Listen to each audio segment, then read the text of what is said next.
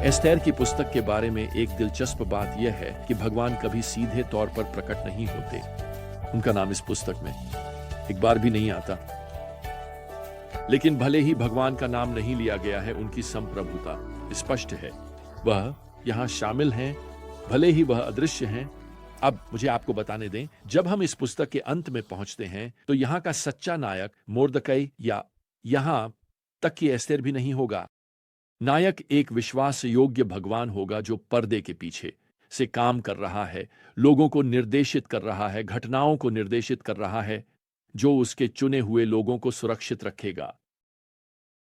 अब अध्याय 1 की पहली 2 आयतें हमें पढ़ते समय ऐतिहासिक संदर्भ प्रदान करती हैं।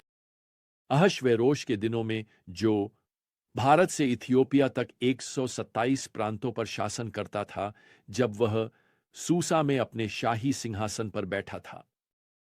अब अहश्वेरोश फारसी राजा जर्क्सेस का एक और नाम है। जर्क्सेस ने हमारे प्रभु के जन्म से 400 से अधिक वर्ष पहले फारसी साम्राज्य पर शासन किया। अहश्वेरोश एक गर्वित महत्वाकांक्षी राजा था। वह अपने साम्राज्य का विस्तार करना चाहता था। तो आयत 3 और उसके बाद हमें सूचित करता है कि उसने अपने सभी सैन्य नेताओं, राज्य के सभी वीआईपी के लिए एक विशाल दावत का आयोजन किया। वास्तव में हमें यहां बताया गया है कि अतिथि सूची में फारस और मीडिया की सेना और प्रांतों के कुलीन और राज्यपाल शामिल थे। आप देखिए, राजा उन्हें अपनी शक्ति और धन दिखाने जा रहा है ताकि यह साबित कर सके कि वह ग्रीस के साथ युद्ध करने में सक्षम है, और वह यह लगभग 1 साल बाद करने जा रहा है। आयत 4 हमें बताती है, उसने अपनी शाही महिमा और अपनी महानता की भव्यता और धूमधाम को 180 दिनों तक दिखाया। यह समझें, यह 6 महीने का समय है जिसमें वह अपने नेताओं को दिखावा कर रहा है, क्योंकि वह एक सैन्य अभियान को उचित ठहराने के लिए आधार तैयार कर रहा है। अब जब राजा और उसके सैन्य मेहमान मूल रूप से काफी नशे में और ऊब चुके हैं, जैसा कि आयत 10 संकेत करती है, मेरा मतलब है, इस पर विचार करें, उन्होंने यह पार्टी 6 महीने तक की है। खैर, इस पार्टी के अंत में, 6 महीने के अंत में, राजा अपनी रानी वश्ती को बुलाता है कि वह उसके सामने आए अपनी शाही मुकुट पहनकर, और काफी चौंकाने वाले तरीके से वह मना करने वाली है। और मुझे विश्वास है कि वह यहां कुछ सम्मान की हकदार है। वह खुद को एक झुंड की घूरती हुई, नशे में धुत पुरुषों के सामने राजा की ट्रॉफी के रूप में प्रदर्शित नहीं होने देगी। देखिए, कुछ टिप्पणीकार प्राचीन स्रोतों से यह बताते हैं कि यह आम प्रथा थी और यह असहज है, लेकिन यह सच है। यह फारसी राजाओं के बीच आम था कि वे अपने उपपत्नी, अपने हरम, अपनी पत्नियों को अपने मेहमानों के सामने बिना कपड़ों के प्रदर्शित करते थे, सिर्फ हरम की सुंदरता को दिखाने के लिए। और ऐसा लगता है कि यहां भी यही मामला है। इतिहास हमें बताता है कि जर्कसीस के पास 360 उपपत्नियां और कई पत्नियां थीं, लेकिन यह स्पष्ट रूप से वश्ती है जिसे वह बिना कपड़ों के अपने मुकुट में आने की मांग करता है, जिसका मतलब है कि वह केवल मुकुट के गहने पहने हुए है और इस नशे में धुत पुरुषों की भीड़ के सामने आने के लिए वह मना कर देती है। सच कहूं तो मैं इस बिंदु पर उसके चरित्र की सराहना करना चाहता हूं, और मैं नहीं चाहता कि आप इसे चूकें। यहां का शक्तिशाली राजा, जिसे दुनिया की सबसे बड़ी सेनाओं में से एक को आदेश देने में सक्षम माना जाता है, अपनी पत्नी को आदेश नहीं दे सकता, और इसके पीछे एक अच्छा कारण है। उसे ना कहना चाहिए, वह इस प्रदर्शन में भाग नहीं लेने वाली है। तो इन शुरुआती छंदों में पहले से ही कुछ विडंबना विकसित हो रही है। वश्ती अपने चरित्र को बनाए रखने के लिए अपना मुकुट खोने को तैयार है। एस्तेर मुकुट जीतने के लिए अपने चरित्र का बलिदान करने को तैयार होगी। अब राजा को यहां जो करना चाहिए था वह है एक बड़ा कप कॉफी पीना, होश में आना और अपनी पत्नी से माफी मांगना। लेकिन इसके बजाय वह अपने सलाहकारों को बुलाता है और वे इस बात से घबरा रहे हैं कि यह राज्य की अन्य महिलाओं को क्या संकेत दे सकता है। वे तर्क देते हैं कि वष्टी को पदच्युत किया जाना चाहिए, अन्यथा यह सिर्फ अराजकता होगी। वे राजा से कहते हैं, पद 19 में, एक शाही आदेश जारी किया जाए कि वष्टी कभी भी राजा अहश्वेरोश के सामने न आए। आप देख रहे हैं कि यहां भगवान क्या कर रहे हैं? वह पर्दे के पीछे अदृश्य रूप से चालें चल रहे हैं ताकि अंततः एक यहूदी महिला, एक रानी महल में पहुंचे और अंततः अपने लोगों को विनाश से बचाए। अब अध्याय 2 और पद 1 इन शब्दों के साथ खुलता है। इन घटनाओं के बाद आपको समझना होगा कि अध्याय 1 के अंत और अध्याय 2 की शुरुआत के बीच कई साल बीत चुके हैं। अहश्वेरोश युद्ध में गया और वह पराजित हो गया यूनानी सेना द्वारा। अब वह अपमानित होकर घर लौट आया है। अब वह बैठा है और उसे अपनी पत्नी की याद आ रही है जिसे उसने सही काम करने के लिए निकाला था। पद 1 हमें बताता है, इन घटनाओं के बाद जब राजा अहश्वेरोश का क्रोध शांत हो गया तो उसने वष्टी को याद किया और जो उसने किया था और जो उसके खिलाफ आदेश दिया गया था। राजा के सलाहकार को एक योजना बनानी होगी क्योंकि उन्होंने पहली योजना प्रस्तावित की थी जिससे वष्टी को हटा दिया गया था। तो अब वे यह योजना प्रस्तावित करते हैं कि राजा राज्य की सभी सुंदर युवा कन्याओं को इकट्ठा करे और उन्हें अपने हरम में शामिल करे। पद 3 और 4 में लिखा है, उन्हें उनके सौंदर्य प्रसाधन दिए जाएं और जो युवा महिला राजा को प्रसन्न करे वह वष्टी के स्थान पर रानी बने। दूसरे शब्दों में, एक प्रतियोगिता होनी चाहिए। नई रानी वह महिला होगी जो राजा को सबसे अधिक प्रसन्न करे।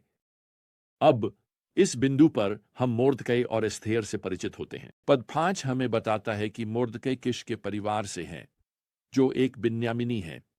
पद 6 में बताया गया है कि उनका परिवार उन यहूदी लोगों में से था जिन्हें इस्राएल से निर्वासित किया गया था राजा नबूकदनेस्सर द्वारा कई साल पहले। पद 7 हमें बताता है कि मोर्दकै अपनी सुंदर चचेरी बहन के संरक्षक बन गए हैं।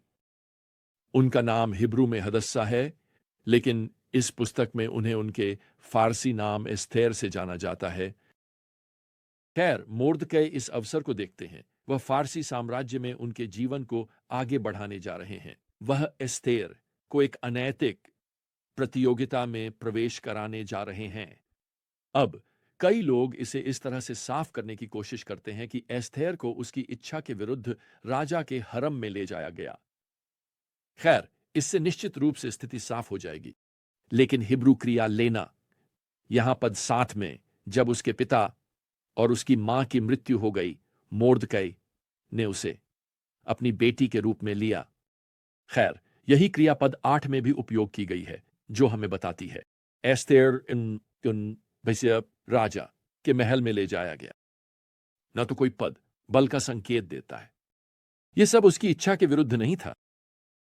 प्रिय, यहां असहज सत्य यह है कि एस्थेर स्वेच्छा से इस प्रतियोगिता में प्रवेश करती है। दुर्भाग्यवश न तो एस्थेर और न ही मोर्दकै को इस पुस्तक के बाद तक परमेश्वर के कानून का पालन करने की बहुत चिंता है। दोनों, वह और मोर्दकै, पूरी तरह से इस मूर्ति पूजक फारसी संस्कृति में समाहित हो चुके हैं और अब एस्थेर की सुंदरता उन्हें फारसी समाज के शीर्ष पर पहुंचने का अवसर देती है।